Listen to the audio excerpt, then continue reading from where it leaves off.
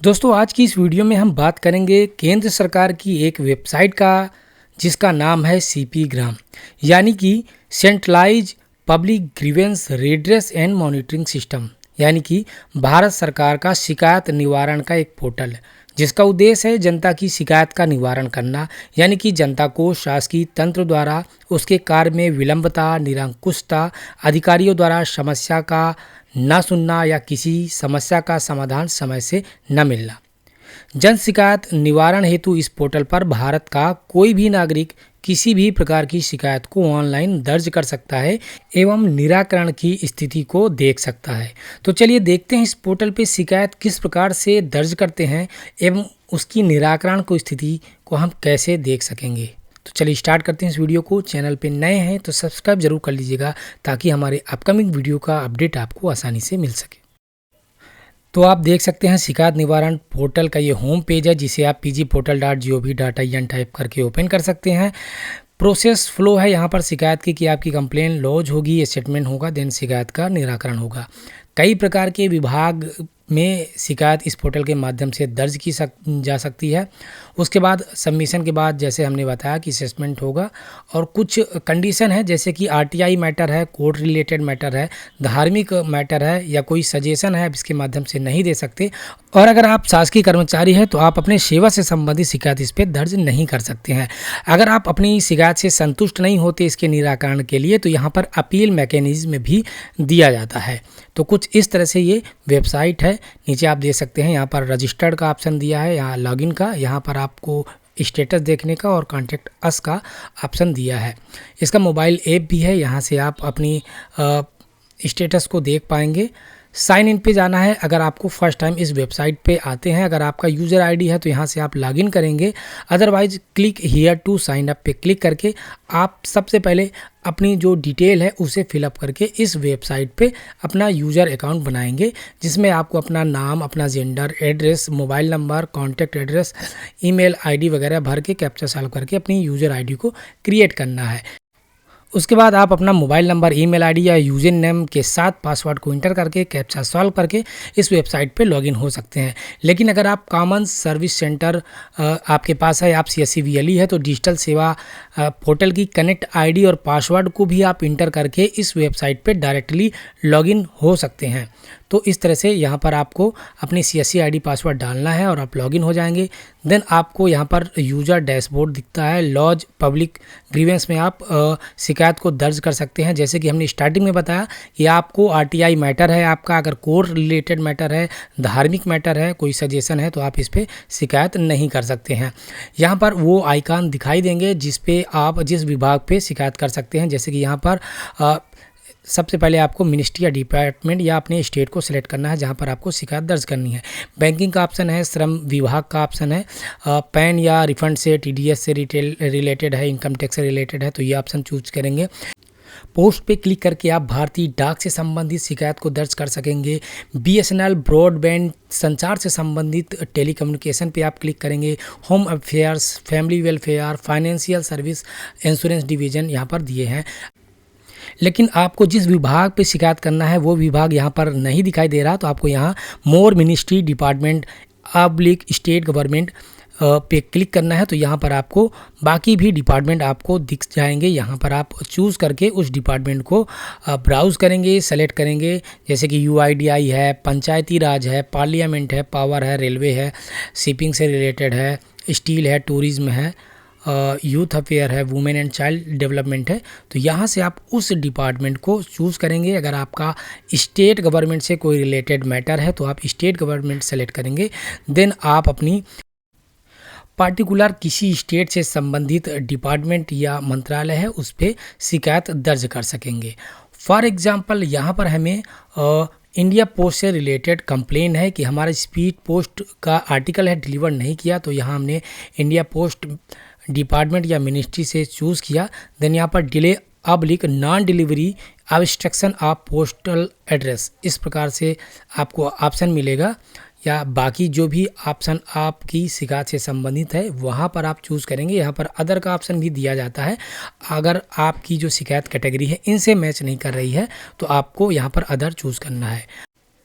India post द्वारा हमारा एक स्पीड पोस्ट का आर्टिकल था जिसे हमें डिलीवर नहीं किया और रिवर्ट कर दिया गया, तो उसकी शिकायत दर्ज करने के लिए हमने डिले ऑब्लिक नॉन डिलीवरी या obstruction of postal address select किया।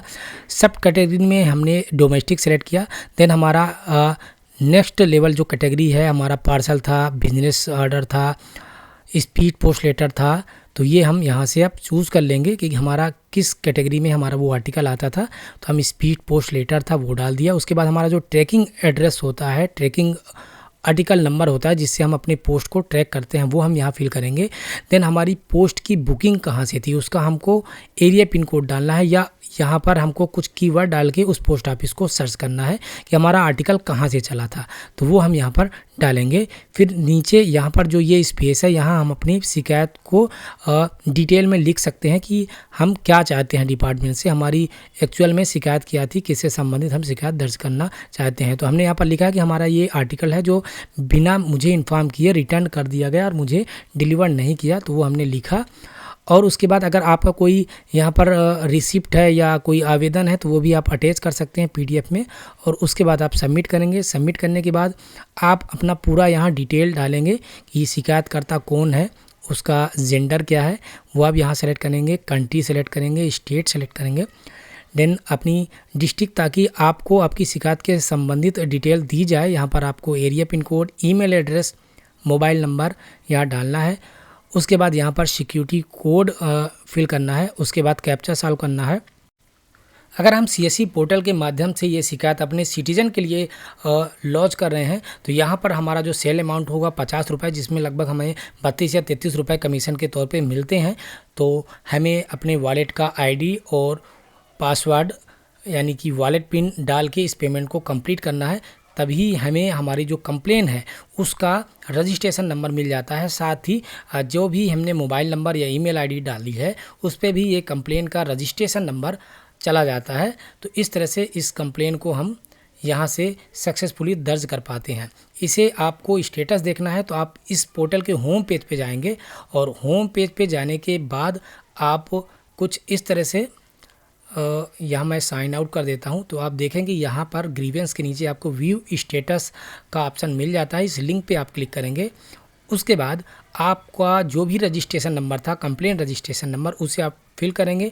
देन जो कंप्लेंट का यानी कि जो शिकायत करता है उसका मोबाइल नंबर या ईमेल आईडी वो आप फिल करेंगे। इस सिक्योरिटी कोड को फिल करेंगे।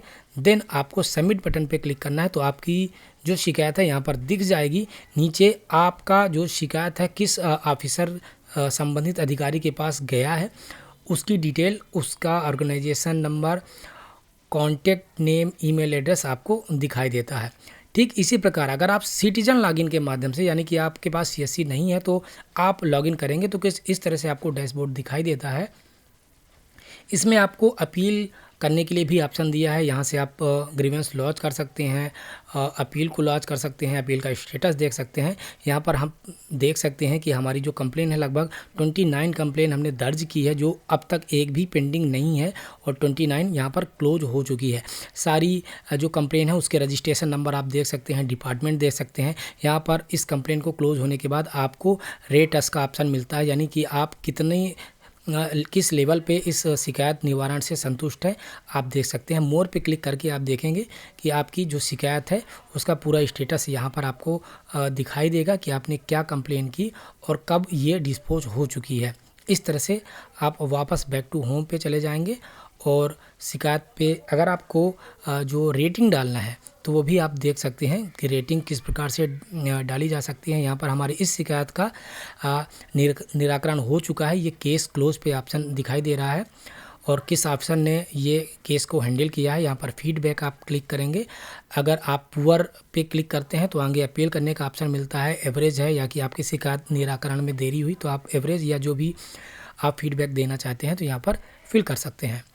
इसी प्रकार हमारी दूसरी भी कंप्लेन है तो उसे भी हम यहाँ पर रेटिंग हम नहीं दिया है हमने अभी तक। तो यहाँ पर हमारी जो दूसरी शिकायत थी पंचायत विभाग से संबंधित जो मध्य प्रदेश शासन में, तो उसकी भी शिकायत हमारी कंप्लेन कंप्लीट हो चुकी है। रिप्लाई डॉक्यूमेंट में आप देख सकते हैं कि सेंट्रल से कुछ इस तरह से जो केंद्र सरकार से एक लेटर होता है जो स्टेट पे जाता है, जो उस स्टेट से संबंधित उस माह से जो भी शिकायत दर्ज हुई है वो निराकरण करने के लिए लेटर भेजा जाता है कि आप इसका निराकरण करें।